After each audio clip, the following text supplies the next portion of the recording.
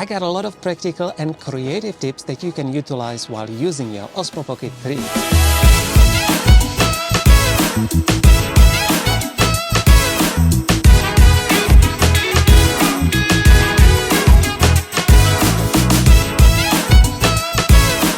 So first of all, I want to thank you all for so great comments and feedback I got on my last video about Osmo Pocket 3. It's so encouraging. For those of you who haven't seen that yet, I'll put the link down below. You seem to like the last video about Osmo Pocket 3 so much that I decided to make the whole series. And I'm playing with the camera all the time anyway, so it's gonna be fun for me and for you as well. At the end of this video, I want to show you my big chameleon that I got in the studio, shooting his tongue at his prey in slow motion, taken with this camera in different modes. Now I just hope you will not skip to the end, because this video is packed with useful tips. So if you do skip, just come back. By the way, we are at a very special place. 2,500 years ago, Celtic people inhabited this hill, and the spot has got such great atmosphere, and especially now in the spring when everything is blooming. And believe me or not, we are still in Prague at the periphery.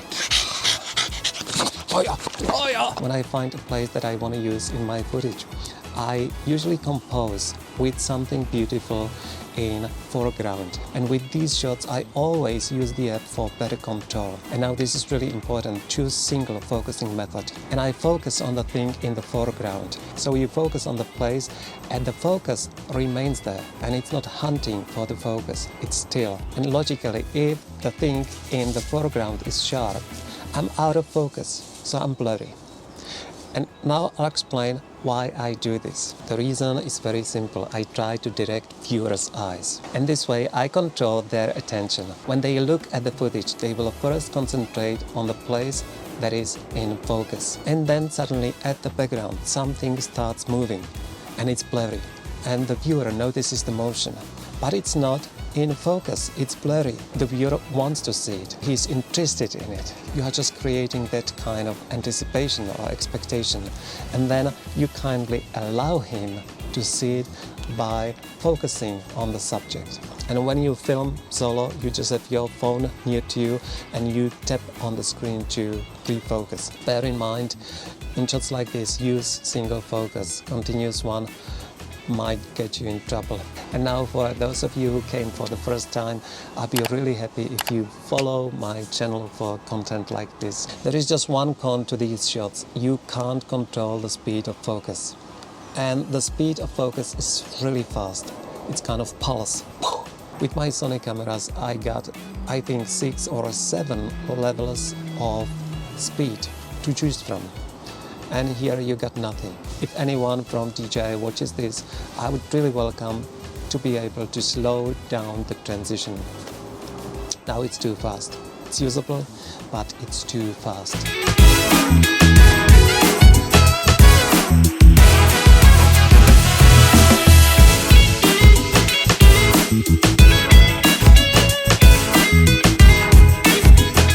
These shots are beautiful and so easy to take. The only thing you need is selfie stick. You just pull it out and stick it into the grass or flowers or anything you would like to film. But here comes the tricky part. Stay in single focus. Again, continuous focus with these shots can cause you trouble and you can just end up with drawing footage.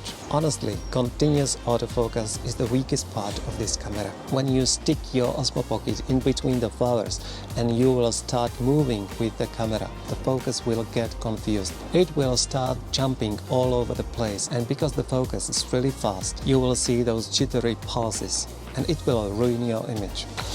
What I suggest, just open your app and switch to single. Take your camera and get as close as possible to one of your subjects that you want to film. And then just tap on the screen of your phone for focus. And this way you have just set up focus plane that will not change. And then you can just play. You can move slowly from one subject to another and get those beautiful shots. And because you got control over your exposure, you may allow yourself to shoot 4K 100 or 120, because you should get proper exposure without need to be corrected in post-production.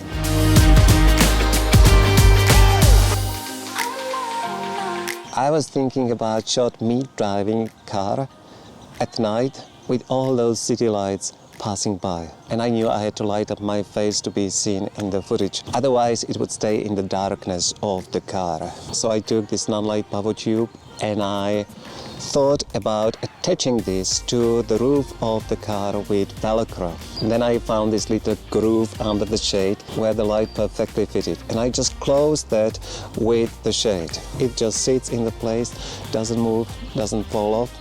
It holds pretty fast. And then I attached Osmo Pocket to the front shield and pointed the camera at me. I did not control the camera, it was my friend who was sitting next to me. And we recorded this footage in 4K 60 frames per second and we pushed up ISO at 800, but the quality is outstanding. You can't see any noise in it. This is important to say, the power of the power tube light was only 1%. And it was sufficient to lit my face. So let me know in the comments what you think about the shot. The face just pops out and it looks like there is no window. If you like those close-up shots with blurry background and a nice separation, you have to get as close as possible to your subject.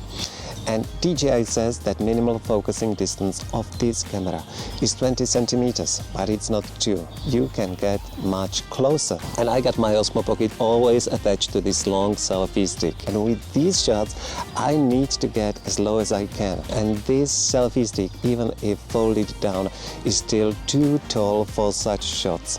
Because I'm lazy and I didn't want to detach the pocket, I found this easy solution. You can just bend it in the middle, thanks to its ball head, and you put it on the ground and it stands really fast and it's stable. I want to encourage you not to be afraid of filming 4K 100 or 120 just because it's 8-bit. When you have enough light, the results are outstanding. The colors are rich and deep. And you can tweak them in post-production, not so much as with 10-bit, but you can. Just be careful while you are exposing the footage, because you don't have so much latitude to correct your exposure in post-production. But when you nail the exposure, the footage is excellent. So if you are still watching and enjoying the content, I want to ask you to give the video a like and follow my channel. Thank you and see you next time.